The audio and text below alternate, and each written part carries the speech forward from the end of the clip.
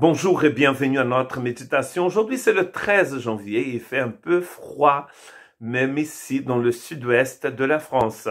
Nous avons la nuit des températures négatives, mais notre cœur a été réchauffé ce matin par la parole du Seigneur et par la prière. Prions les uns pour les autres, mes frères et sœurs. Proverbe chapitre 16, verset 28. L'homme pervers excite des querelles et le rapporteur divise des amis. Nous sommes cette semaine en train de méditer dans ce texte très intéressant qui parle du problème des bavardages et de la mauvaise utilisation de la langue au sein du peuple du Seigneur. Proverbe 17, 9 dit presque la même chose. Celui qui couvre une faute cherche l'amour et celui qui la rappelle dans ses discours divise les amis. Nous avons une citation très proche de celle-ci dans le livre de Pierre, n'est-ce pas, sur l'importance de chercher l'amour en couvrant la faute. Pierre va dire qu'une multitude de péchés peut être couvert par l'amour. Agapé couvre une multitude de péchés. Et très intéressant que là, parfois, nous avons envie, selon ce proverbe, de répondre de la même manière que les gens nous ont parlé. Au lieu de répondre avec amour, comme Jésus nous dit, si quelqu'un vous frappe de ce côté-là, vous donnez l'autre côté. Je sais, c'est pas facile. On pourrait même dire que c'est impossible. C'est impossible sans Jésus. Jésus nous donne sa vie, il remplit notre cœur de son amour pour que nous puissions justement ne pas répondre avec une offense. Les gens vont nous offenser et Dieu va nous donner la force de ne pas faire pareil, mais de répondre avec l'amour. Quand on lit, on trouve ce mot amour dans les écrits des évangélistes et aussi dans les écrits de Paul, des apôtres, vous allez trouver le mot agapé, l'amour de Dieu. C'est cet amour-là dont nous avons besoin. Nous cherchons là cet amour et nous le partageons. Et parfois, nous le partageons en nous taisant. Vous savez que quand vous vous taisez, quand nous nous taisons, nous évitons de dire beaucoup de bêtises, n'est-ce pas? Parce que dans beaucoup de paroles, nous allons trouver beaucoup de fautes aussi.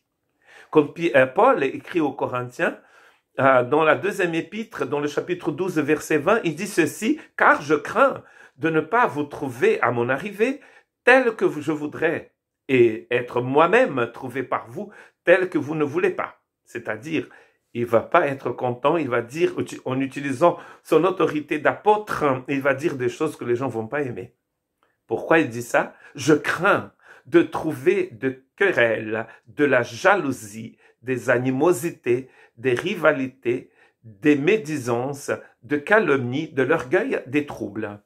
Je lisais un commentaire ce matin sur 2 Corinthiens 12 et il me semble que c'est un Américain qui a dit, Paul n'a pas dit, je veux trouver des problèmes de meurtre, des gens qui écoutent de la musique profane, des gens qui sont pour l'avortement, qui sont pour ceci, pour cela, des gens qui sont dans le péché, qui tombent dans le péché de la fornication. Non, en fait, vous voyez, la plupart des soucis ici listés dans 2 Corinthiens 12, ce sont des problèmes liés à la langue. À la langue.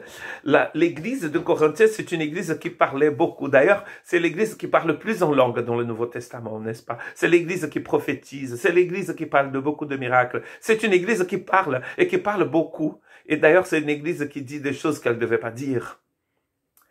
En fait, s'il passait plus de temps à prier en silence, à chanter des cantiques, il pécherait moins. Pourquoi il pêche beaucoup? Parce qu'il parle beaucoup. Les gens disent beaucoup de bêtises, les uns contre les autres. Et Paul dit ça, c'est pas bon. Comment devons-nous parler? Il va exhorter la même église, c'est connu, l'église de Corinthe, c'était une église complexe, une église très bruyante, très spirituelle parfois, entre guillemets, je pense, mais aussi une église très compliquée, avec beaucoup de divisions, n'est-ce pas?